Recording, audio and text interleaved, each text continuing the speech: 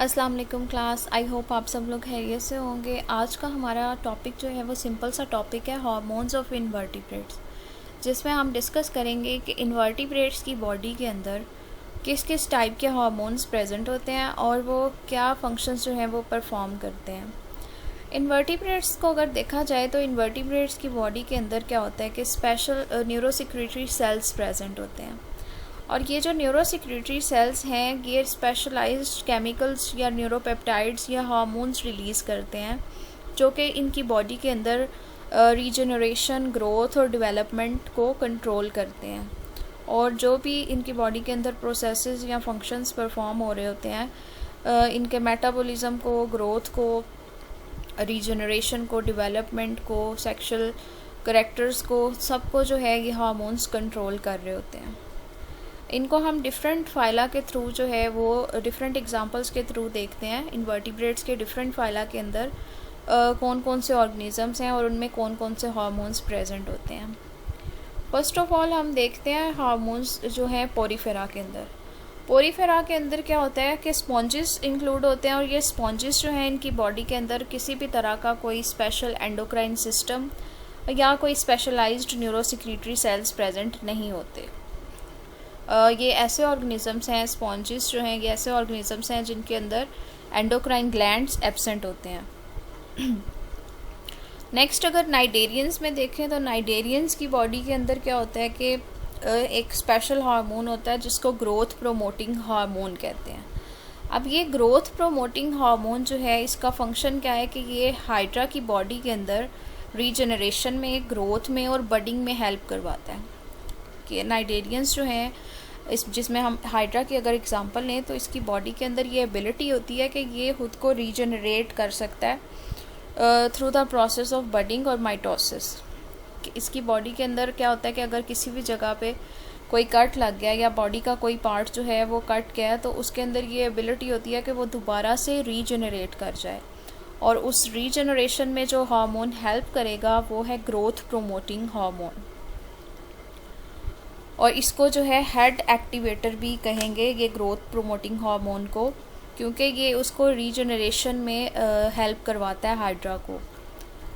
Next अगर प्लैटीहेलमिन्थस में देखा जाए तो प्लैटीहेलमिन्थस ऐसे ऑर्गेनिजम्स हैं जिनके अंदर न्यूरोसिक्रेटरी सेल्स प्रेजेंट होते हैं, और न्यूरोसिक्रेटरी सेल्स जो हैं ये क्या करते हैं कि स्पेशल हार्मोन्स और स्पेशल केमिकल्स रिलीज़ करते हैं, जो कि उनकी बॉडी के अंदर रीजनरेशन को, उनके एसेक्सुअल मोड ऑफ रिप्रोडक्शन को और गोनैड्स की मैच्योरेशन को कंट्रोल करते हैं। इसमें अगर एग्जांपल ली जाए टेप वॉर्म की, तो टेप वॉर्म की बॉडी के अंदर जो है वो डिफरेंट सेगमेंट्स प्रेजेंट होते हैं, और उन सेगमेंट्स के अंदर क्या होता है कि न्यूरोसिक्रेटरी सेल्स प्रेजेंट होते हैं, और वो न्यूरोसिक्रेटरी सेल्स उनकी शेडिंग के अंदर हेल्प करते हैं, उन सेगमेंट्स की शेडिंग के अंदर हेल्प करते हैं टेप वॉर्म को। नेक्स्ट एग्जांपल ली जाए निमर्शियंस की फाइलम। अगर निमर्शिया की बात की जाए तो निमर्शियंस ऐसे ऑर्गेनिजम्स हैं जिनके अंदर 3 तरह के मेजर न्यूरोसिक्रेटरी सेंटर्स प्रेजेंट होते हैं।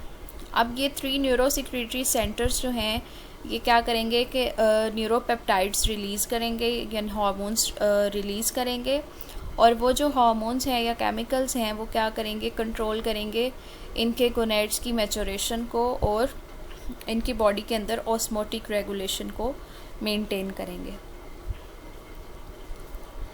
आगे एनालिड्स की बॉडी के अंदर क्या होता है कि इनके अंदर भी ये एबिलिटी होती है कि ये हार्मोन्स प्रोड्यूस कर सकते हैं, इनके न्यूरोसिक्रेटरी सेल्स हार्मोन्स प्रोड्यूस कर सकते हैं, और इनका जो सेंट्रल नर्वस सिस्टम है वो वेल डेवलप्ड होता है जिसके अंदर न्यूरोसिक्रेटरी सेल्स प्रेजेंट होते हैं, और वो स्पेशल केमिकल्स या न्यूरोपेप्टाइड्स रिलीज़ करते हैं जो कि इनके अंदर मॉर्फोजेनेसिस को, डेवलपमेंट को, ग्रोथ को, रीजनरेशन को और इनकी जो है मैच्योरेशन को कंट्रोल करते हैं। इसकी अगर हम एग्जांपल लें तो कुछ पोलीचीट्स ऐसे होते हैं जिनके अंदर जुवेनाइल हार्मोन प्रेजेंट होता है, और ये जो जुवेनाइल हार्मोन है ये पोलीचीट्स के अंदर क्या करता है कि ये गोनैड्स की प्रोडक्शन को रेगुलेट करता है, उसके अलावा इनके अंदर ग्रोथ और रीजनरेशन को स्टिमुलेट करता है। इसके अलावा एनालिड्स की बॉडी के अंदर क्या होता है कि अगर नेरीज़ की एग्जांपल ली जाए तो नेरीज़ के अंदर एक हार्मोन होता है नेरीडीन। ये नेरीडीन हार्मोन्स जो है हार्मोन ये भी इनकी बॉडी के अंदर इनके सेक्सुअल डेवलपमेंट को कंट्रोल करता है और इनकी बॉडी के अंदर प्रिकॉशियस सेक्सुअल डेवलपमेंट को इनहिबिट करता है। प्रिकॉशियस सेक्सुअल डेवलपमेंट का मतलब ये कि जब तक ये इनकी बॉडी एडल्ट स्टेज में नहीं चली जाती तब तक ये इनकी सेक्सुअल डेवलपमेंट को इनहिबिट करता है, प्रिवेंट करता है। और उसके अलावा जो है कुछ निमर्शियंस के अंदर जो है हार्मोन्स प्रेजेंट होते हैं जो कि एग की मैचोरेशन के अंदर या oocyte की मैचोरेशन के अंदर भी हेल्प करते हैं, एग डेवलपमेंट को कंट्रोल करते हैं। फॉर एग्ज़ाम्पल अगर हम लगवॉर्म की एग्ज़ाम्पल लें तो ये भी फाइलम एनिलिडा में ही फॉल करता है लगवॉर्म। इसके अंदर क्या होता है कि हार्मोन्स या न्यूरोपेप्टाइड्स रिलीज़ होते हैं ब्रेन से जो कि एग की मैचोरेशन के अंदर, oocyte की मैचोरेशन के अंदर हेल्प करते हैं। और इसके अलावा एनालिड्स की बॉडी के अंदर कुछ ऑस्मो रेगुलेटरी हार्मोन्स प्रेजेंट होते हैं जो कि इनकी बॉडी के अंदर ऑस्मोटिक बैलेंस को मेंटेन करते हैं और ब्लड के ग्लूकोज लेवल को भी रेगुलेट करने में हेल्प करते हैं।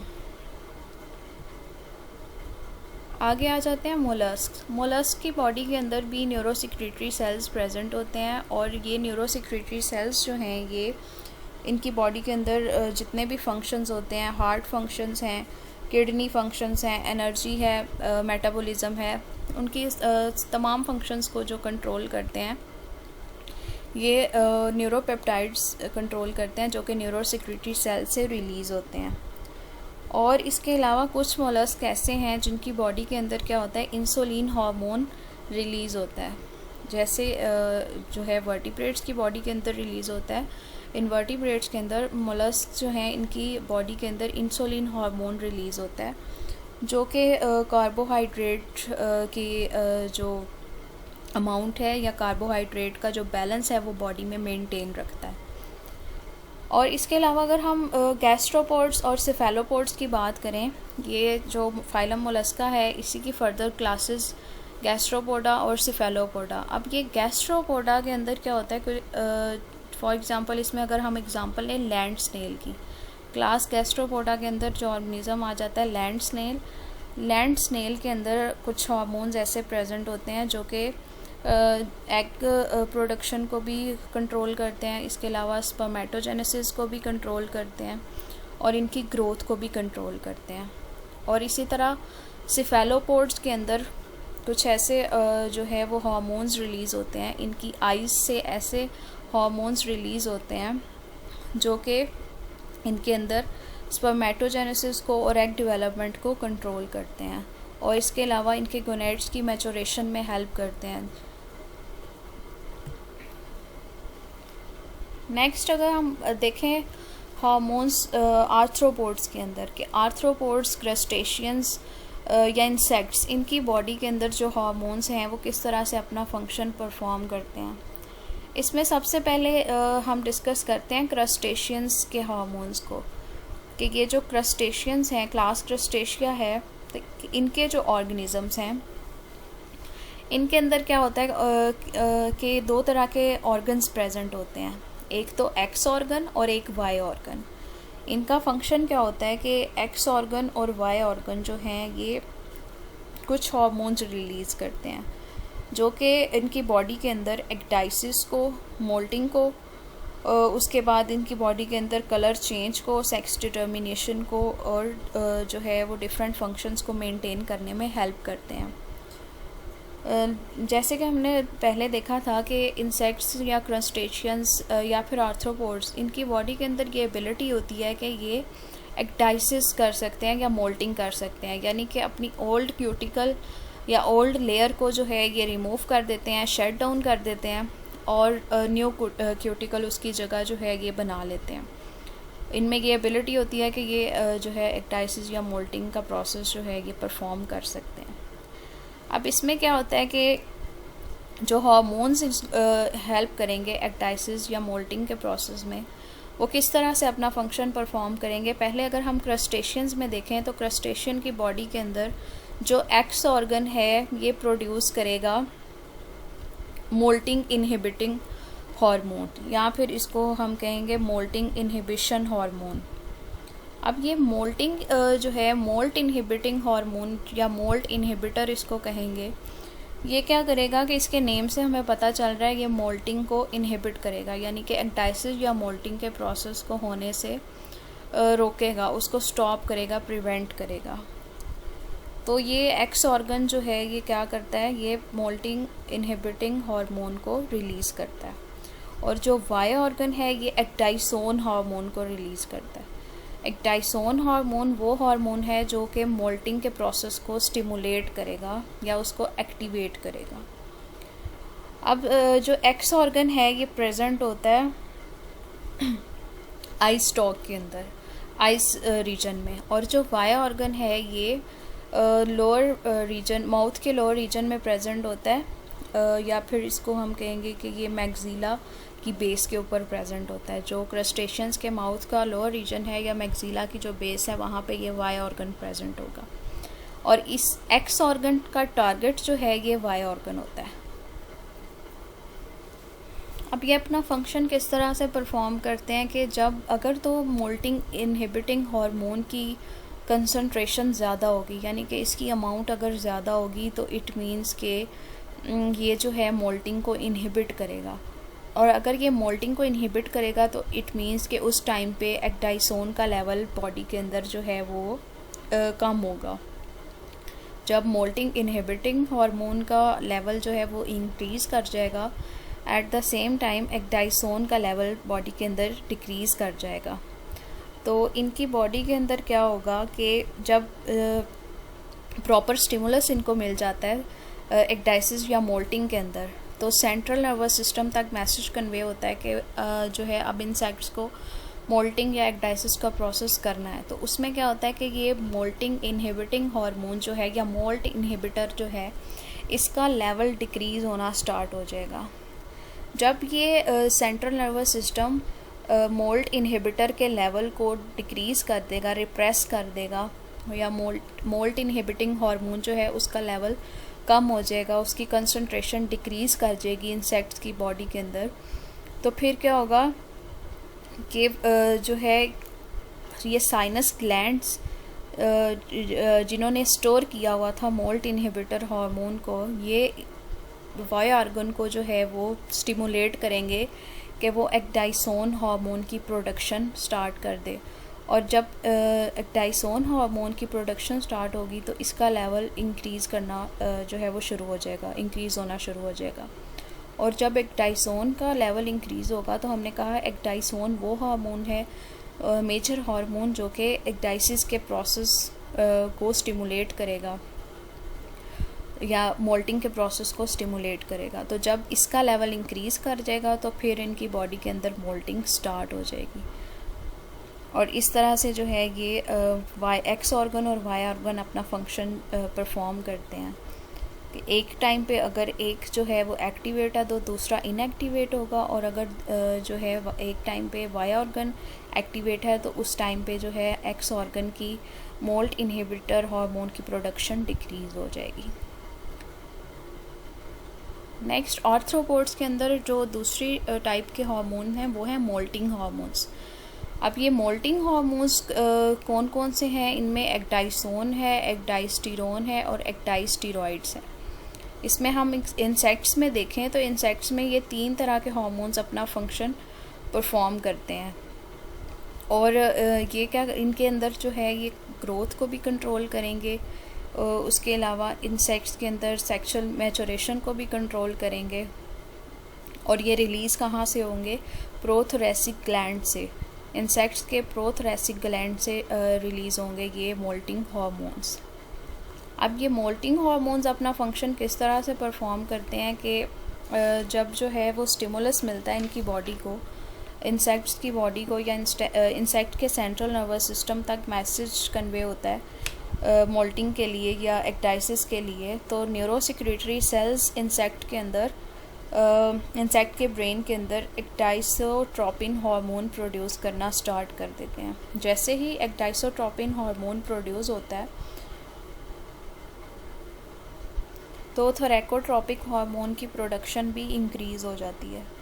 उसके बाद जब थोरैकोट्रोपिक हार्मोन की प्रोडक्शन इंक्रीज़ होती है तो वो स्टिमुलेट करता है प्रोथ्रेसिक ग्लैंड को कि वो अब रिलीज़ करे एक्टाइसोन। जब एक्टाइसोन की प्रोडक्शन या उसकी कंसंट्रेशन जो है वो इंक्रीज़ होना स्टार्ट हो जाएगी तो फिर मोल्टिंग का प्रोसेस इनिशिएट हो जाता है। मोल्टिंग का प्रोसेस इंसेक्ट्स के अंदर स्टार्ट हो जाता है।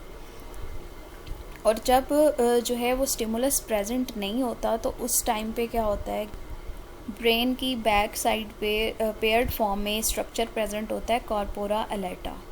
अब वो जो कॉर्पोरा अलेटा है वो क्या करेगा, वो जुवेनाइल हार्मोन रिलीज़ करेगा।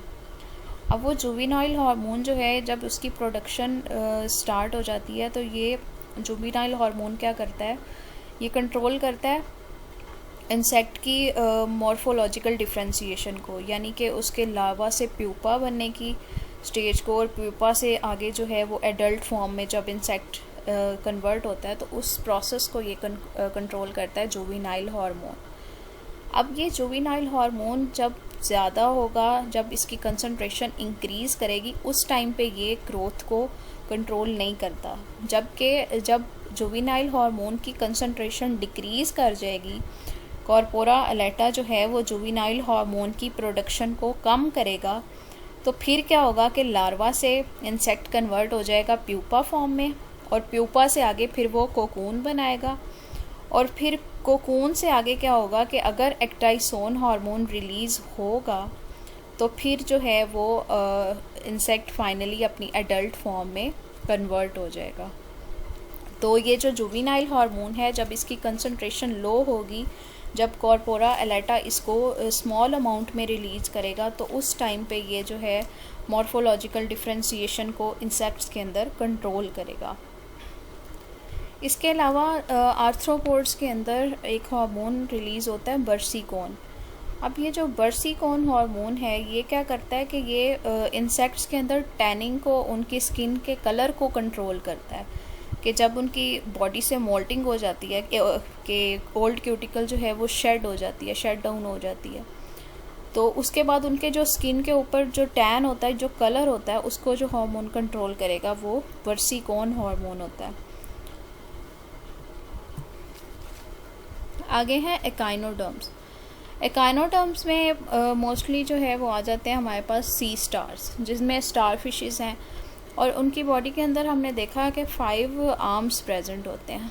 अब उन आर्म्स के अंदर क्या होता है कि न्यूरोसिक्रेटरी सेल्स प्रेजेंट होते हैं। अब वो न्यूरोसिक्रेटरी सेल्स जो हैं वो न्यूरोपेप्टाइड्स रिलीज़ करते हैं, और जो न्यूरोपेप्टाइड्स हैं वो उनकी बॉडी के अंदर डिफरेंट प्रोसेसेस को, डिफरेंट फंक्शंस को कंट्रोल करते हैं। उनके गोनेड्स की जो है रिप्रोडक्शन, उनके गोनेड्स की डेवलपमेंट, उनको कंट्रोल करते हैं। और उसके अलावा जो है वो एकाइनोडर्म्स के अंदर जो है एग की फॉर्म, और उसके अलावा उनके स्पॉनिंग बिहेवियर को, यानी कि एग लेइंग बिहेवियर को जो कंट्रोल करते हैं वो भी वही जो है न्यूरोपेप्टाइड्स होते हैं। इसके अलावा जो है एकाइनोडर्म्स की बॉडी के अंदर एक न्यूरोपेप्टाइड रिलीज़ होता है जिसको मैचोरेशन इंड्यूसिंग हार्मोन या मैचोरेशन इंड्यूसिंग सब्सटेंस कहते हैं।